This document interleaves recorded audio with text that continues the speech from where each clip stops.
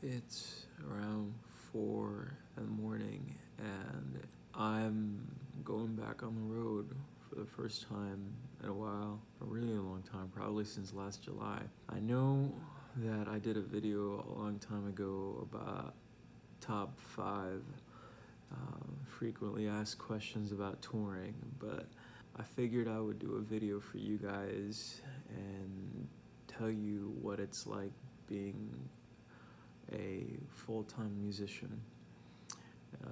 So being a full-time musician is a little bit like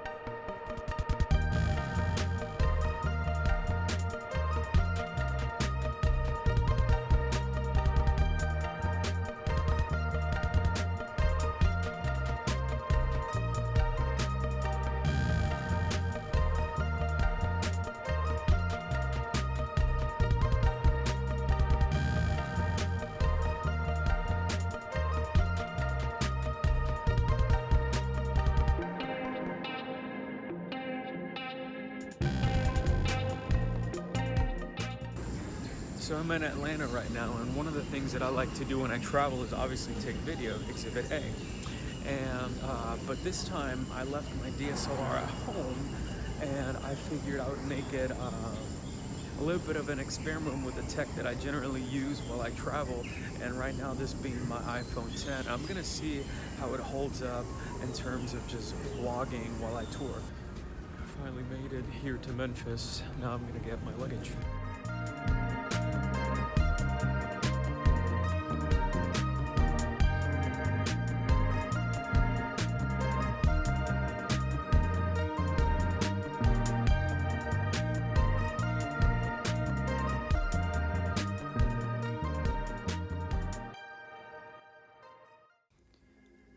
Finally made it to the hotel, and I'm exhausted. I've been up since 4:15.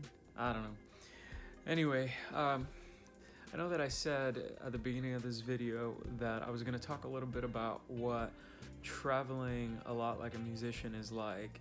But I kind of forgot to just mention a couple of things, and some of those things is the fact that you have an extremely irregular schedule, you barely get any sleep, unless you're lucky.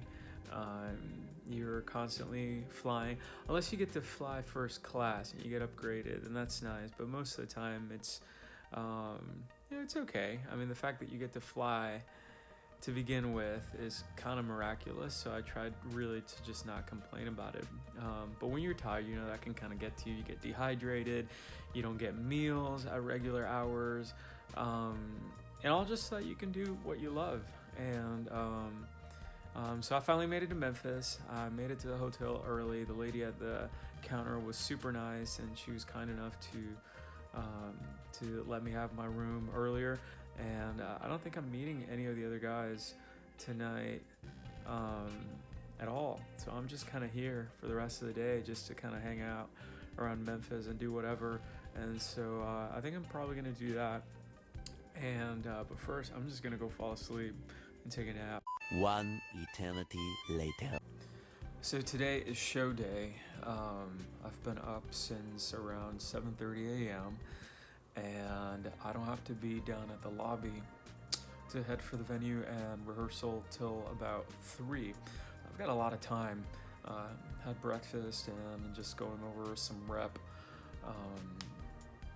and just kind of getting ready for tonight. It's gonna be a little bit of a challenge, but Hopefully the folks will have a good time.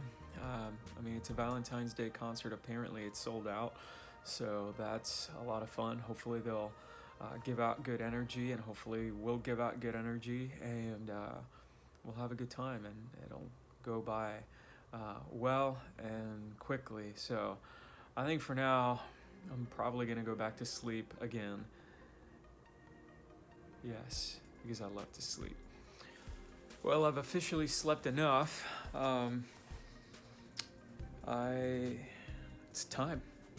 I'm gonna go get ready, or head downstairs rather, and my hair's a hot mess, oh my gosh. Gonna go downstairs and meet the other guys. Secret, I have never met these people before. I've never sang with them, so that's a thing. But anyway, it should make for a very interesting evening, and they seem like great guys, and they seem like they're great singers, so we're gonna make some magic happen tonight, hopefully, and give these people a great show. So the concert finished a little while ago. We just had dinner and back in the hotel. It went a lot better than I thought it would, and these guys were great to sing with, and even the association guy said that you could barely tell that we had just met earlier in the day, so I guess I'll take that as a compliment. But anyway, it was a cool night.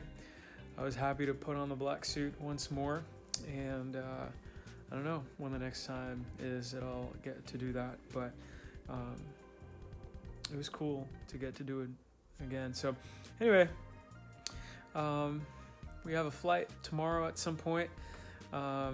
This whole video, I know that I haven't really talked a lot about, I said that it would be about what musicians' lives are like on the road, and what being a full-time musician is like, and it's a lot of dealing with venues, it's a lot of dealing with management, it's a lot of sleepless nights, a lot of irregularity, but you do it because it's what you love to do.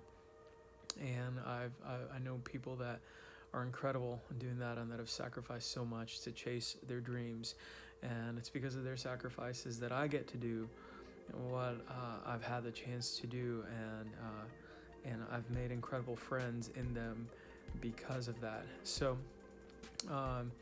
there's a lot of ups and downs. It's definitely not easy. It's a very hard life, but you fight and you keep going, and whether it is on a large scale and on a small scale, you do it because you love to do it. If you want to do music, you do music because you love it. You don't do it necessarily for the money. If you do it because you want to make money, then you might as well do something else to make money quicker, or quickly rather. But it's following the dream, and I know for me it's been a struggle to write music recently, to write songs.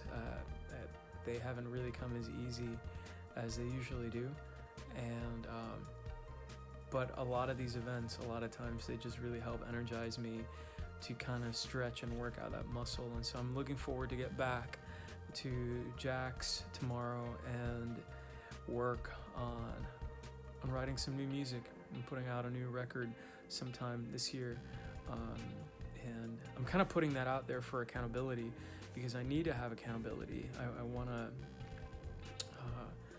if I don't set goals, and if I don't verbalize them or write them down, then it all just kind of amounts to nothing. So anyway, I'm gonna get some rest, probably take a shower, and head back home tomorrow. So yeah. Carry-ons, I have 2 flight attendants in the main cabin to assist you.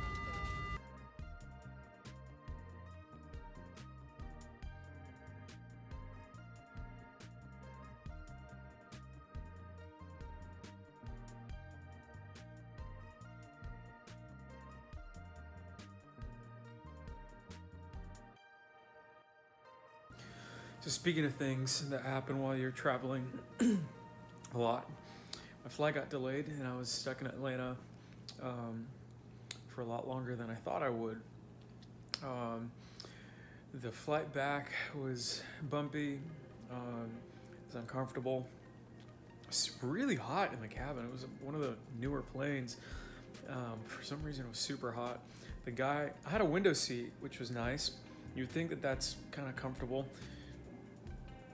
But the guy in the middle seat, he just hogged all of the armrest. I mean, he was sitting there watching Thor, and he just hogged all the armrest. But anyway, made it back home. I'm exhausted, but all in all, it was a good trip. And that's just kind of how things are. When you do music, there's a lot of things that you just can't control. And what you can control is how you react to that, to how you react to those circumstances, the professionalism with which you can approach things. And you know what? That's an area that I'm growing in, and just being real, because it's hard. It's hard. It's so much easier to just complain and just vent constantly, and it's good. It's good for the soul to have friends that you can talk to and just kind of express yourself and tell them how you really feel. But to have a spirit of complaining, oh my gosh, it's a hard thing to do, and it's just kind of poisonous to the soul. So anyway, I made it back, and that's just how things go. You as a musician, or as an artist, or as a businessman or woman, you put up with a lot of these things because you do what you do because you love it. And at the end of the day, there's nothing more rewarding than that. So anyway, hope you guys enjoyed just kind of having a glimpse into this trip. I didn't get any footage from the concert because I was really busy that day, but the guys are great. Arnold, Geis, and Gabriel, Burafato. They're both incredible people. I'll link them, their YouTube channels down below. So anyway, the concert went pretty well, and but anyways, thank you guys for checking out this video, and stay tuned for the next one. Until then, I'll see ya. Bye. Okay, so I know that I had already technically finished the video, but there's one thing that I forgot to talk about because I was so exhausted. I got in so late last night, and that is, how was my experience in vlogging with my phone? I'd have to say some of the pros is that it's obviously compact. It's obviously with you all the time. These phones, especially nowadays, whether it's Android or iOS, they can record some ridiculous footage. Most of them can record in 4K. I kind of like the fact that I can record in 4K 24 frames per second on the iPhone within the native app. I know you can do that with apps like Filmic Pro and a couple of other apps, but I wanted to take the experience of just straight out of the camera and then just do some color correction in Final Cut Pro and just kind of deal with that, as it were.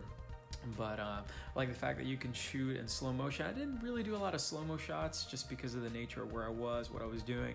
But anyways, I like it. Obviously, you don't really get the same flexibility as you would with a DSLR, because you just kind of have the focal length that you have. You'd have the telephoto lens if you have a 7 Plus, or an 8 Plus, or a 10. Obviously the one on the 10 for the telephoto lens is optically stabilized, so that's really cool. But you don't really get to play around with depth of field. You just kind of get what you get. But other than that, I think at the end of the day, if you want to create content, I've heard a million YouTubers say this, and I'll kind of back them up, you know, as if my opinion really mattered. But and the fact that the camera, the best camera for you to shoot with is the camera that you have with you or on you at the time. And that can be your phone, that can be a point and shoot, whatever. But for most of us nowadays, it's gonna be our phones. And so I'd have to say that all in all, it was a fun experience to do it. But probably next time when I go on the road and have a little bit more time, I'll definitely take out my DSLR and vlog that way. So anyways, I'll see you guys. Bye.